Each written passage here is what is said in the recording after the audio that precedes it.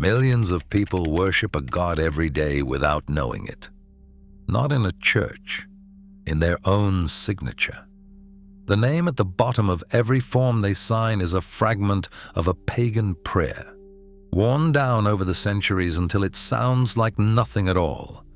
Except it never was nothing. It never stopped meaning what it meant. 15 German surnames still carry the old gods inside them. Some hold a god openly, right there in the first syllable. Others are traps that only look divine, and the truth turns out stranger than the myth. And number 1 is the god that outlived the faith built to destroy it. Is one of them yours? One honest promise before we count. Where a name only pretends to hold a god, this list will tell you so, out loud, in the entry. Sorting the real from the trap is the whole video. Counting down from 15. The first name on this list lands like a thunderclap, and that is exactly the trap. Say it out loud and you can hear the weather in it. The name is Donner, the German word for thunder. And everyone reaches for the same answer. Donner, the old continental thunder god, the god the Norse called Thor.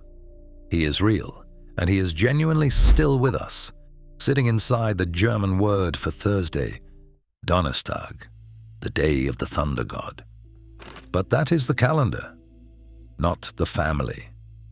As a surname, Donner almost always began somewhere plainer.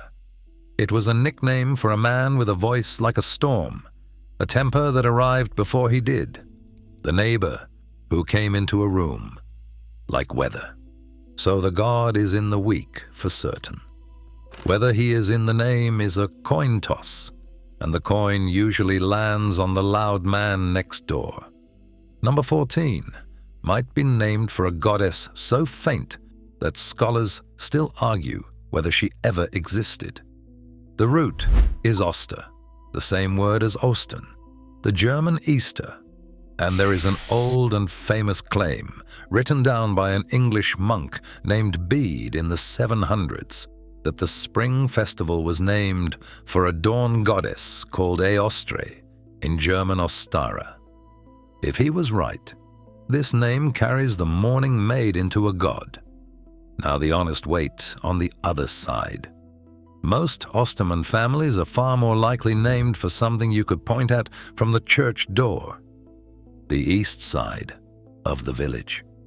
A man who arrived from the east, the Ost. A single sentence about a goddess written by one monk against the eastern edge of 1,000 ordinary towns. The records lean east, but every spring, the older story refuses to die quietly. Number 13 is the most common name on this list, and it hides a goddess in plain sight, one day out of every 7. The name is Freitag, the German word for Friday. And Friday is not a neutral word. It is the day of Frigga, the old Germanic goddess of love and marriage, the continental sister of the Norse Frigg. The Romans called the same day the day of Venus, their goddess of love. And when the Germanic world made its own calendar, it reached for its own goddess and set her name into the week. The honest part. Most people called Freitag were probably born on a Friday, or owed a rent or a duty that fell on one. And Friday carried a shadow in Christian times, the day of the crucifixion, an unlucky day. So the name sometimes marked a person the village thought was ill-omened. But underneath the birthday and the bad luck, the goddess is welded into the day, and the day is welded into the name. If a goddess surviving inside a calendar is the kind of thing you want more of, subscribe, because number 2 is not named after a god at all. It is built from the one word for a god that the church spent 300 years trying to erase and could not. Number 12 looks like it should be the most pagan name in the entire video. it is the most Christian. Take it apart, and you get two pieces: Gott, God, and Fried, which almost everyone hears as Freya, the goddess we just met, or her northern cousin Freya. It is not her. Fried is Frida, the plain old word for peace. So Gottfried is not a god and a goddess welded into one name. It is the peace of God, a purely Christian creation, and the missionaries loved names like it precisely because they crowded the old gods out, which is the quiet joke buried in number 12. The name that looks like it smuggled a goddess in is the one that was built to keep her out. Number 11 is another day of the week, and it may carry the god almost everyone has already forgotten. The name is Dienstag, the German word for Tuesday. Look at the English version, and the god steps forward. Tuesday is Tuesday. The old war god the Norse called Tyr, and the southern Germans called Zeus, the one who put his own hand into the wolf's mouth as a pledge and lost it when the pledge was broken. But the German Dienstag is a puzzle, even to the people who study words for a living. One reading traces it to that same god through a byname, the god who presided over the thing, the people's assembly. Another sees nothing but a plain word for the assembly day itself. So the war god may be standing in this name, behind a crowd of elders, or he may have walked out of it entirely. It is the least certain name on the whole list, which is exactly why it sits here at 11 and not higher. We are at the halfway mark, and number 10 is the trap the whole video is built around. Two pieces again: Gott, God, and Schalk, which in Old German meant a servant, a bondsman, the very same word buried inside Marshall, the horse servant. Gottschalk is the servant of God. There was a real and famous one, a monk in the 800s, who argued so fiercely about fate and salvation that the church shut him in a monastery and kept him there until he died. This is a Christian name, down to the bone. And it is on this list on purpose, because it shows you the machine that has been running under every entry, for every name that kept an old god alive by accident, buried and forgotten. The church minted names like this one to bury the gods on purpose. Two forces pulling in opposite directions for 1,000 years. Hold that thought, because number 1 is the exact opposite of Gottschalk. It is the one word for a pagan god that the church tried to stamp out and never managed to, and it is almost certainly sitting inside a name you already know. Number 9 sounds like the most beautiful of the old gods, the one whose death was said to begin the end of the world. The god was Balder, the shining son of Odin, so beloved that everything in creation swore an oath never to harm him, until one overlooked plant and one cruel trick killed him anyway. But the names Baldulf and Baldwin do not come from Balder. They come from bold, the old word for bold, brave, daring. Baldwin is simply the bold friend. Baldulf is most likely a worn-down bald wolf, the bold wolf. Here is the strange part. The god's name and the family names are cousins at the root, all of them grown from that same word, bold. They come from the same soil. But the surnames never touched the myth. They were never about the dying god. They were a promise made over a cradle that this child would grow up fearless, close enough to hear the god, not him. Number 8 might mean the man of the gods, Or it might be a farmer whose name the modern internet refuses to read with a straight face.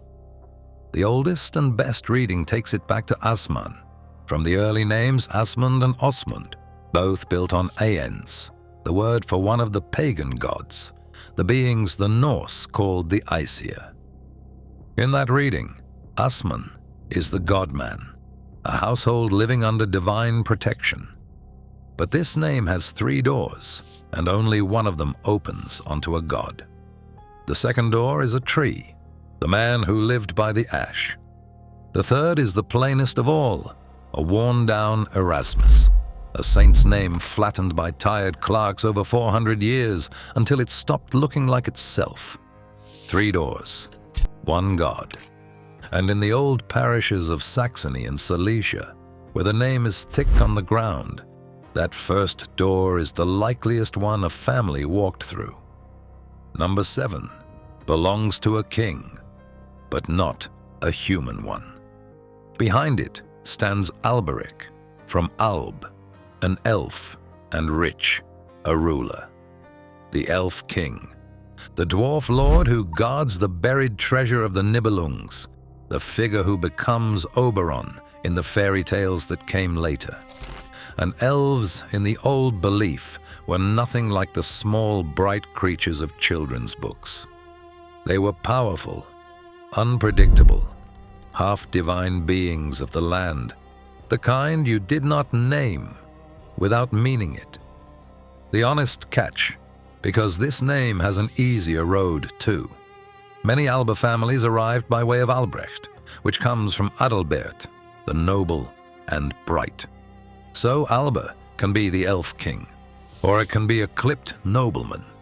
But where a family held on to the older, fuller form, it is one of the few surnames in Germany that points straight at the hidden people under the hills. Number 6 is the word for holy itself.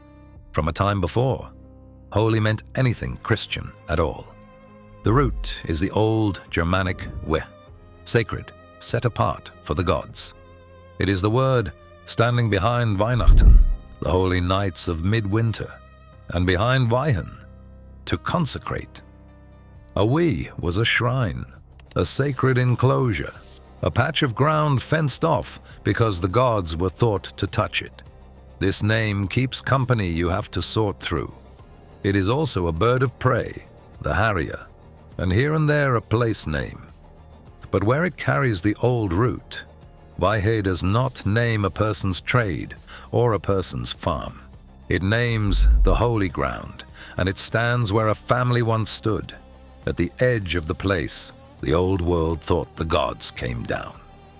Number 5 is the only craftsman in the old north that gods and kings were afraid of.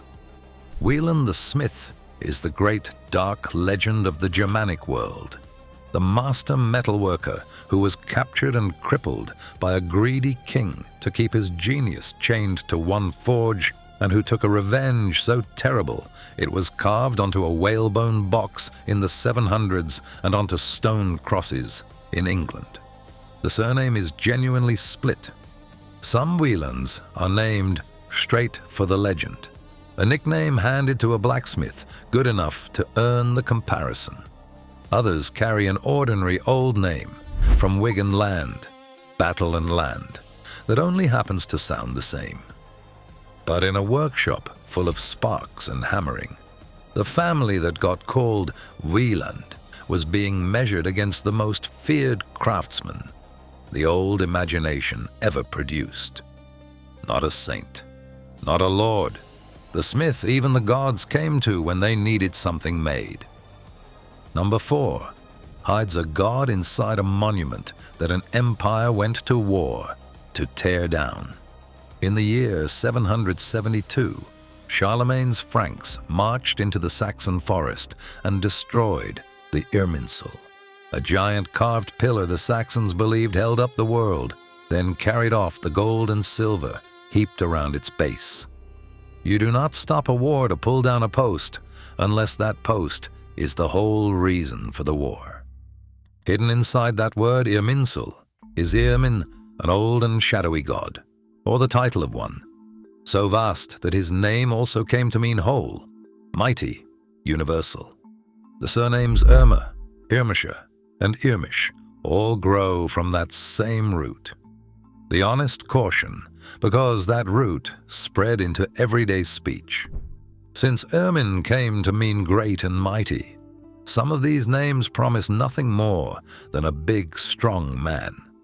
But it is the God's word, underneath, which means the pillar the Franks pulled down in 772, and the family sitting 3 houses over called Irma are holding on to 2 ends of the same lost name. The last 3 names do not hedge.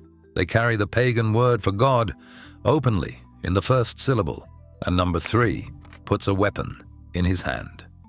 2 pieces, both hard and old. Ans, one of the gods, the Aesir, and Gar, a spear. Ansgar is the spear of the god.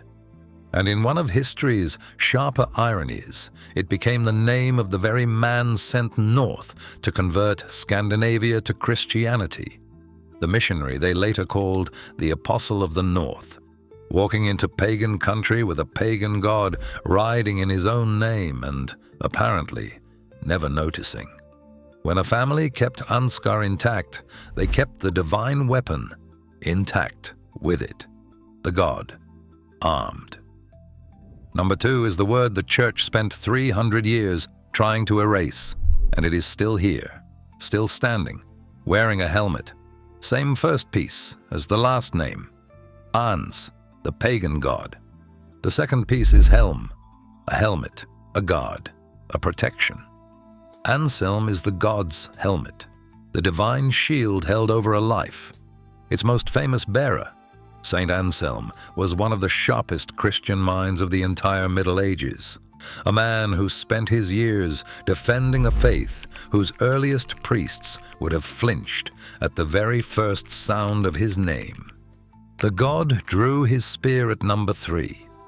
Here he raises his shield, and at number 1, he stops merely guarding and starts to rule. Number 1 is carried by families across Germany, England, and America, and almost none of them know that every time their name is read aloud, someone is speaking the word for a pagan god. 2 pieces, one last time. Os, the northern form of Ans, one of the old gods, and Wold, power, rule. Oswald means the god rules, and here is why it closes the video. When Christianity swept in, the ordinary Germanic word for God, the plain one behind Gott and behind the English God, was scrubbed clean and handed over to the new faith. It could be reused, but this word, Ans, Os, the specific old name for the pagan gods themselves, was too pagan to touch. The church would not put it in a saint's mouth, so it was left alone, to harden inside people's names, meaning nothing anyone noticed, sounding like nothing at all, safe because it looked empty, which is how the most stubborn pagan word in the language survived the thing that was built to kill it, not carved on a monument, not written in a book they would let you read, passed hand to hand for 1,200 years, in a surname by families who were certain it was only a name. If yours is Oswald, you are not named after a saint, or a king, or a good idea. You are named after the gods the church could never quite kill. They pulled down the pillar. They felled the sacred groves, renamed the days of the week they could reach, and minted whole new names to bury the old ones underneath. And still, 1,200 years later, the gods are sitting in the phone book. Not because anyone set out to protect them, because a name is the one thing too small, too ordinary, and too personal to burn. Tell us where you are listening from, and the surname you would like decoded. Next, any name, any origin, and the best ones become the next video. You are named by history,